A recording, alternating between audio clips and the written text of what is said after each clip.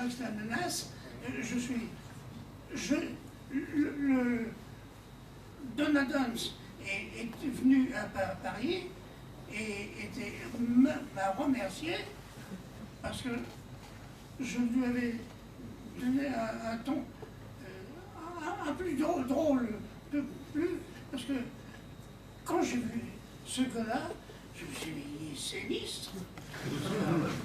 Alors, j'ai remonté un petit peu pour qu'il soit drôle. Et il était content comme tout. Les autres. Qui vous avez dirigé sur les Max Lavonas, vous vous rappelez?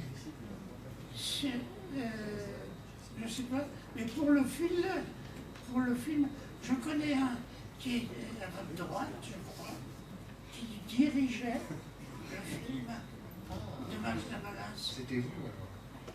C'est lui. Oui, parce qu'on ne l'a pas encore évoqué, mais vous avez été aussi pas mal de fois directeur artistique de doublage. C'est lui qui dirige. Ah, à ce point-là. Oui, oui. Et entre nous, pour le Max Lavonas, pour le film,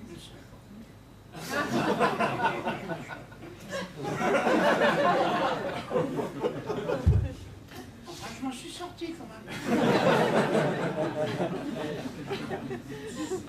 Oui, tu te souviens? Tu te souviens que tu me l'avais dit, que tu avais dirigé? Je me souviens très bien, oui.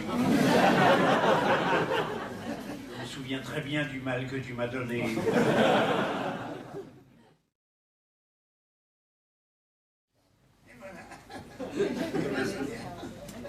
Et oui, alors donc vous avez doublé beaucoup de films en tant que directeur. Et vous pouvez nous en citer peut-être des grands souvenirs de direction de doublage? Mais en direction de doublage, j'ai tout fait. Du film intimiste à Tremblement de terre, où y a-t-il un pilote dans l'avion? J'ai tout fait. Tous les genres possibles et imaginables. Alors, bien sûr, je ne vous parle pas de Papa est en voyage d'affaires, ni de Paris, Texas. C'est des grands trucs que j'ai adoré faire, dans lequel le metteur en scène de l'original venait mettre un peu son grain de sel au départ et après me foutait une paix royale. C'était des grands moments de direction.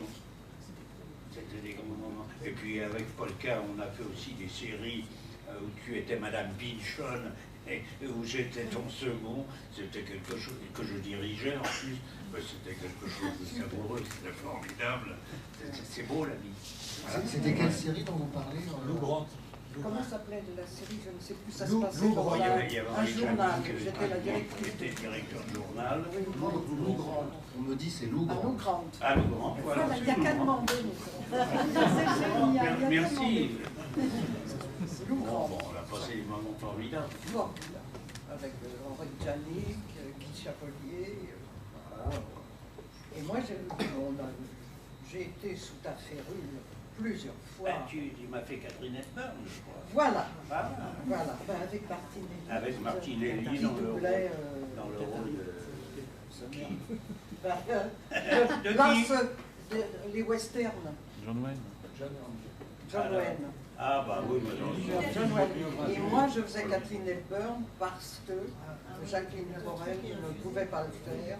Mais Jacques m'avait dit, Jacqueline, c'était elle qui faisait Catherine Hepburn à l'école. Et pour un moment, j'aurais voulu la remplacer. Mais c'était d'accord avec elle. Et donc, ça a été un film super. J'ai doublé après Catherine Hepburn parce que Jacqueline ne faisait Ah oui, Martinelli était sur oui. John Wayne, il a fait. John Wayne. Non mais Martinelli a Ah oui, j'ai doublé. dirigé à peu près toutes les catégories de films. Quoi. Vous parlez tout à l'heure des acteurs que vous avez doublés, Conrad et d'autres. Et racontez-nous pour Jeremy Brett, là aussi je crois que c'est un bon souvenir, Sherlock Holmes. Oui, bah oui, je l'ai dirigé en même temps, mais heureusement je n'étais pas tout seul, il y avait mon camarade qui nous a quittés là, qui jouait Watson. Alors bon, il fallait qu'il m'écoute de temps en temps, quoi, pour me dire il y a ça qui me paraît. Hein. On se dirigeait mutuellement. Et puis je dirigeais les autres qui arrivaient sur des rôles plus épisodiques. Ben, ça a été une joie. Et en termes de jeu d'acteur, il y avait des similitudes entre Jeremy Brett et McGowan? Ah, aucune. Aucune. Ah, aucune. Aucune. Alors, c'est la thèse et l'antithèse. Hein. Mais Jeremy Brett, en anglais, avait tendance à le tirer vers un côté, disons, un peu caricatural, efféminé. Alors, je m'étais mis d'accord avec tout le monde, j'avais du monde quand même au-dessus de moi, pour gommer un peu le côté efféminé et essayer de trouver le côté rigolo de la chose. Mais ça a été un travail agréable, un très très bon souvenir de doublage. Plus que pour McGowan? Différent. C'est différent. McGowan, j'ai adoré Le Prisonnier. Bon, Steve McQueen, j'ai adoré L'Affaire Thomas Crown, j'ai adoré certains westerns. Tous à un moment ou à un autre, j'ai aimé différemment, mais j'ai aimé. C'est un beau parcours de comédien en tout cas. Ben oui, mais c'est grâce à vous tous qui avez regardé les séries, qui avez regardé les films, qui avaient prouvé que ça pouvait marcher. Et si ça peut marcher, ben on garde les acteurs. Sinon, si ça ne marche pas, bon, ben c'est la faute des acteurs en général, comme ça marche. Alors, voilà, si ça a duré, ben c'est grâce à vous. Et dans les derniers doublages que vous avez faits, je crois qu'il y avait Bill Cosby, c'était dans les...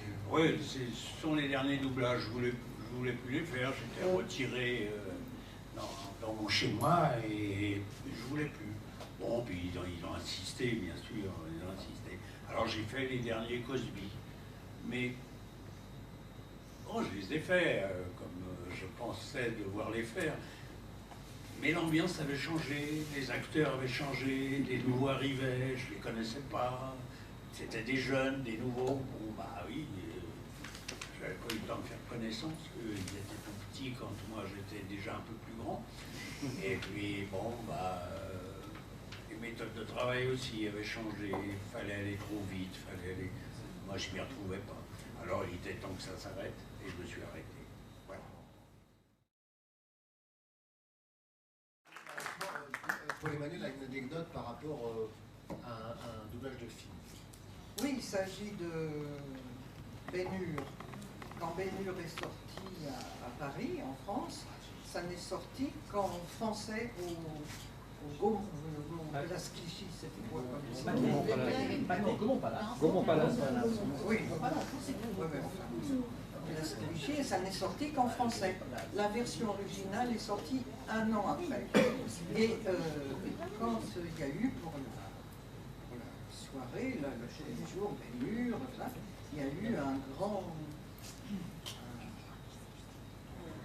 présentation, et il y avait Charlton Heston qui était venu à Paris, qui était là.